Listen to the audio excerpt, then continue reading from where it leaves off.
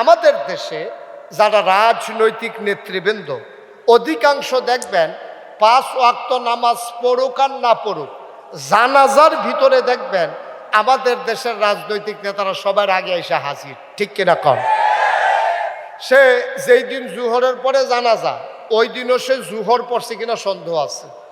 হে ঢাকা থেকে রওনা দিছে, ওর তো এজেন্ট আছে স্থানীয়, তো এজেন্টকে জিজ্ঞেস করছে জানাজা কয়টাকে বাদ জুহর, আইসা পড়ছে যাত্রাবাড়িতে যাবে। এখন জ্যাম ঠেইলা তারপরে আপনার কি বলে দাউদকান্দি ব্রিজ টুল প্লাজায় আবার জ্যাম, এভাবে ধাক্কাইতে ধাক্কাইতে সে একেবারে যখন চলে আসছে কোম্পানিগঞ্জ, তখন নেতারা সব স্থির হয়ে গেছে, আপনি এখনো আসতেছেন না, জানাজার টাইম শেষ, লোকজন অপেক্ষা করতে আছে, সবাইরে কথা বলাই ফেলছি, আপনি তাড়াতাড়ি আসেন। এখন সেই লোক এবার আপনি বলেন, ওই আপনার কাজপুরে যাত্রাবাড়িতে জ্যামে পড়ছে, টুল প্লাজায় জ্যামে পড়ছে, কোম্পানিগুলো আসার পরে তার অস্থির বানাই ফেলছে। এখন সে কোনো মতে দৌড়ে আইসা গাড়ি যখন ঢুকাইছে, তখন একেবারে জানাজা যায় অবস্থা, শেষ অবস্থা, এমন সময় নেতারে মাইক দেওয়া হলো। এবার বলেন দেখি, যেই লোকটা জ্যামে পড়া একটু 10 মিনিট আগে আসতে পারলো না, সেই লোকটা নামাজ পড়ার জন্য 10 মিনিট নাইবা রাস্তায় নামাজ পড়ছে, এটা আপনাদের বিশ্বাস হয়? আমার কথা বলা বিশ্বাস হয়?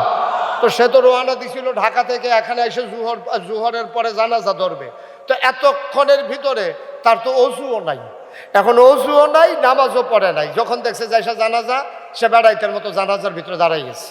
তো সে জীবনে যেই লোকটা 5 ওয়াক্ত নামাজ পড়ে না, সেই লোকেরই দিছে জানাজার ভিতরে। এখন জানাজায় যখন গিয়ে দাঁড়াইছে, এখন ইমাম সাহেব যখন কইছে আল্লাহু আকবার, নিয়ত বানছে পরে, এখন আমার নেতাও তো নিয়ত বানছে, তা আমার নেতা তো আর বারবার চোখ খুললে তো আর সাউন্ড যায় না, পড়লে ফুরুক না পড়লে নাই। এখন যখন দেখছে যে ইমাম সাহেবের 4 বার জানাজার ভিতরে আল্লাহু আকবার আছে, কয়বার? আমার কথা কয় না দেখি, কয়বার? এখন 4 বার আল্লাহু আকবার বলার কথা, আর 4 বারের ভিতরে প্রথমবার হাত আলগি দেবে, আর বাকি 3 বার ধরে রাখবে।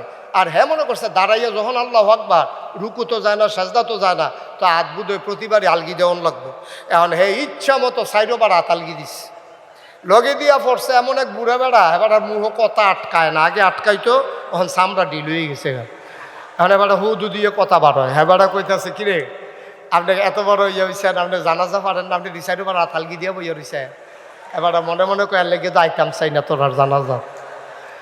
এখন কত কয় সপ্তাহখানেক পর হইল ঈদ, কি আমার কথা কয় না, সপ্তাহখানেক পরে কি ঈদের নামাজের ভিতরে 6 বার আছে বেশি আল্লাহু আকবার, এই সময় কি ধৈর্য রাখুন না হাত আলগি দেওয়া? তো হেতে না একবার আলগি দিয়ে বিপদে পড়ছে, হেতার তো এটা মনে রয়েছে। হেতে এবার ঈদের নামাজের সময় যত মাইসে হাত আলগি দেয় আর ওসিফা দিয়া ধরে। ঈদের নামাজ যখন শেষ হয়েছে, এবার ওই লগের বেড়া হেবাড়ায় আবার কপাল গাড়াবার কি হেবাড়া কি, তো তুমি কি জীবনে ঈদের নামাজ পড়ছো না? তুমি এমনি সিফা দিয়া ধরে বইয়া রয়েছি গৃহতা, কথাটা কইয়ার না, জানাজা তাইয়া একবার হাত আলগি দিয়ে যেই বিপদে পড়ছিলা। হ্যাঁ বলে বুঝছি। আচ্ছা এইরকম যদি হয় নেতা, তাহলে এই দেশের অবস্থা কি? এটা কি আর ওয়াজ করণ লাগে? তো হয়েছেও তো তাই, হয়েছেও তো তাই। যেমন নেতা যেমন, দেশও তেমন। তো নেতার অবস্থা যদি এমন হয়, তাহলে কর্মীর অবস্থা কেমন? এটার জন্য ওয়াজের দরকার নাই তো। কপাল খারাপ আমাদেরকে যারা চালায়, আমাদেরকে যারা পরিচালিত করতে চায়, যারা নির্বাচন আওয়ানোর 2 বছর আগের থেকে ওই গাছের মুড়ের ভিতরে উঠতে সে হাত লারে শুভেচ্ছা। নির্বাচনের খবরে তুই উঠটা বই কীর্তি তুই, হ্যাঁ ওইটাতে আতলারে শুভেচ্ছা দিতে আছে, হাত ধৈর্য উঠোনের কথা। আরেকবার সীতাকান্ত ও মাগো কইয়াছিলেন দিয়ে বেহুশ, রাইতের বাজে 2:30 হাতে কেডা গাছও আতলারে তে ফেনামেনা সাইডে দিছে মুহের, পরে তারে পানি টানি ডাইলে হুশ কইরা জিগায় কি ভাই কি দেখলেন? আরে কেডা যেন হলো গাছ ওইটা আতলারে।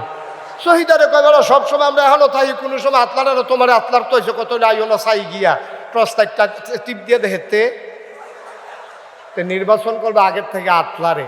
মুসলমান ব্যক্তি জীবনে তুমি ইসলাম মানতে পারো নাই, এই ব্যক্তি জীবনে তোমার ইসলাম মানতে না পারার কারণে তোমার জীবন ডেস্ট্রয় হয়ে গেছে, তুমি রওনা দিয়েছো জাহান্নামের দিকে, ঠিক কিনা বলেন?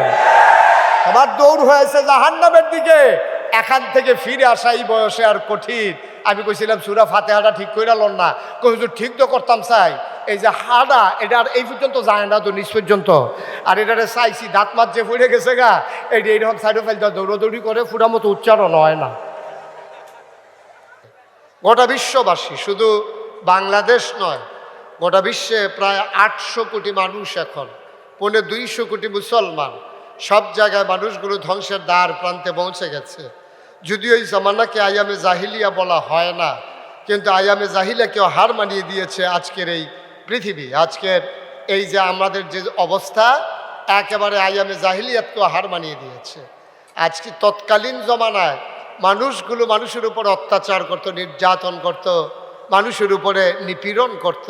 কিন্তু বর্তমান জমানায় আপনি খেয়াল করে দেখবেন, মানুষের সাথে রাজনৈতিক মতপার্থক্য থাকার কারণে, মানুষে ঐক্যমত্য পোষণ করতে না পারার কারণে, ক্ষমতার মসনদ পাকাপুক্ত করতে গিয়া আমার দেশে এই মানুষ নামক এই মানুষগুলো আবার অপর দলের মানুষগুলোকে পিটিয়ে রাস্তার উপরে হত্যা করে লাশ বানিয়ে ফেলে রেখেছে। মানুষের উপরে নৃত্য করেছে মানুষ। গোটা পৃথিবীর মানুষ অবাক বিশ্বে তাকিয়ে দেখেছে, মানুষ এত হিংস্র হতে পারে, মানুষ এত কুৎসিত হতে পারে, মানুষ এত নির্মম হতে পারে, মানুষ এত পাষণ্ড হতে পারে, এটা মানুষের জানা ছিল না। কিন্তু পৃথিবীর ইতিহাস এই বদলে দিয়ে বাংলাদেশে এই ঘটনা ঘটিয়েছে, যা পৃথিবীর ইতিহাসকে কলঙ্কিত করেছে। পরিণামে কি হলো?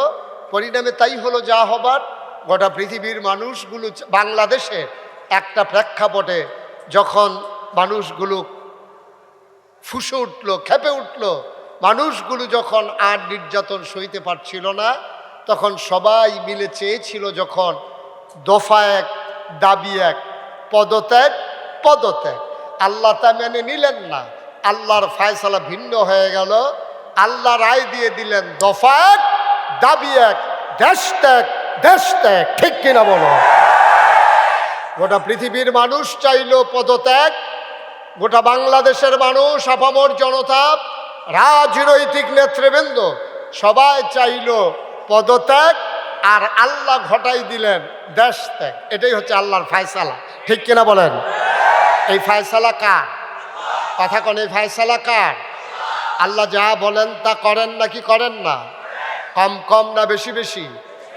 কুরআনুল কারীমে 30 পারায় সূরা বুরুজের শেষ অংশে আল্লাহ কত সুন্দর করে ওয়াজ করে দিলেন। আল্লাহ বলেন, ফাআলুল লিমা ইউরিদ। আমার আল্লাহ এমন আল্লাহ, তার যা মন চায় ওই কাজটাকে আমার আল্লাহ বেশি বেশি করে দেন। বলেন সুবহানাল্লাহ। আল্লাহ দুনিয়ার মানুষের মতো না। দুনিয়ার মানুষ বলে একটা, করে আর একটা। ঠিক কিনা? অসুখে পড়লে একরকম, ভালো হয়ে গেলে আরেক রকম, বিপদে পড়লে একরকম, বিপদ দূর হয়ে গেলে আরেক রকম, ক্ষমতায় থাকার সময় একরকম, ক্ষমতা চলে গেলে আরেক রকম। ঠিক কিনা? সারাটা বছর টেলিভিশনটা খুললেই, পত্রিকার পৃষ্ঠা উল্টালেই সারাটা বছর একটাই খবর, খেলা হবে খেলা হবে। ঠিক কিনা? কর তারা শৈলান্তা যে কথা কন লাগে না, এটা কথা কইলেই হয়। তুমি যে কইতেছো খেলা হবে খেলা, হ্যাঁ তার হইলে ওপেন হার্ট সার্জারি হয়ে রয়েছে, তাহলে খেলা করার লাগে দুইজনে দৌড়া। হেতে যদি কয় খেলা হবে, তো ফলাফানে কয় তো নামেন। এখন ফলাফান নামছে, হেতে ভাগিয়া গেছে। এখন খেলা হইতেছে এক সেটে, গোল দিতে দিতে দিতে দড়ি গিটতে গিটতে দড়ি শেষ, গোল দোয়ার শেষ হয় না, কারণ প্লেয়ার নাই তো, বাধা দেউন না নাই, এক সেটিয়া গোল। নাউজুবিল্লাহ বলবেন না? জুড়ে বলবেন না নাউজুবিল্লাহ? সুতরাং বুঝতে হবে, আমাদের চিন্তা ভাবনা এক, আল্লাহর ফায়সালা হলো আরেক। ঠিক কিনা বলেন? এই মানুষগুলো যখন আল্লাহ বানিয়েছিলেন, ফেরেশতাদেরকে যখন বলেছিলেন, ইন্নী জাইলুন ফিল আরদি খলিফা, আমি একটা কওম, আমি একটা সম্প্রদায়, আমি একদল মানুষ বানাতে চাই। ফেরেশতারা বলছে বানানোর দরকার নাই, মানুষ বানাবেন, মারামারি করবে, কাটাকাটি করবে, ঝগড়া বিবাদ করবে, কি দরকার মানুষ বানানোর? আল্লাহ তাবারক ওয়া তাআলা তাদের যুক্তি মানলেন না, বুদ্ধি শুনলেন না।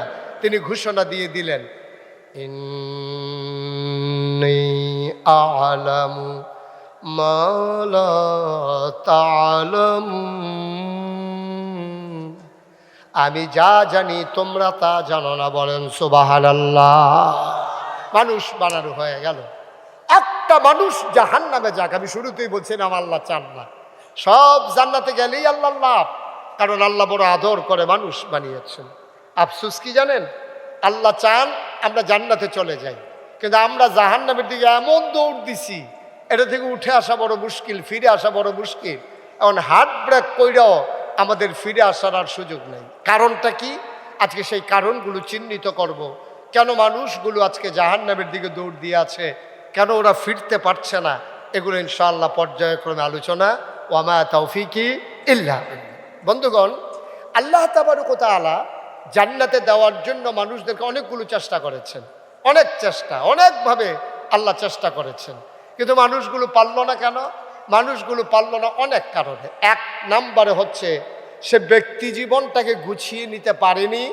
মানুষ সাহাবায়ে কেরাম যেমন করে তার নিজেদের জীবনকে বিসর্জন দিয়ে তারা দিনকে তাদের জীবনের সবচেয়ে বড় একেবারে মঞ্জিলে মকসুদ হিসেবে বেছে নিয়েছেন, আমরা কিন্তু তা পারি নাই। আমরা কি করি? আমরা করি কি, আমরা এই ইসলামকে মানি এমনভাবে যে আমরা ইসলাম মানতে চাই অবসর মতো, সুবিধা মতো, প্রয়োজন মতো। প্রয়োজনের সময় আমরা ইসলাম মানি, প্রয়োজন শেষ তো ইসলাম শেষ। প্রয়োজনের সময় আমরা আসি। যেমন আপনি একেবারে সহজ করে বললেই বুঝবেন।